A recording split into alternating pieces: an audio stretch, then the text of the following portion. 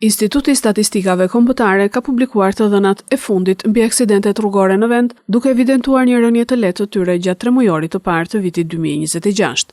Sipas Instat, vetëm gjatë muajit mars janë regjistruar 89 aksidente rrugore me 117 persona të aksidentuar, mes tyre të vrarë dhe të plagosur.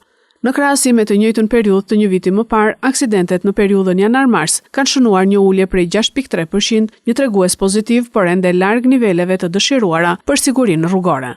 Të dhënat tregojnë se faktori kryesor mbetet sjellja e drejtuesve të mjeteve. Rreth 86.5% e aksidenteve gjatë marsit kanë ardhur si pasojë e gabimeve njerëzore në drejtim. Më të përfshirët në aksidente rezultojnë të jenë drejtuesit e grup moshës 25 deri në 34 vjeç, të cilët zënë 32.6% të totalit të rasteve. Sa i përket shpërndarjes gjatë javës, dita e njëjtë rezulton më problematikja, me 18% të aksidenteve, ndërsa dita e diel ka numrin më të ulët me vetëm 9%.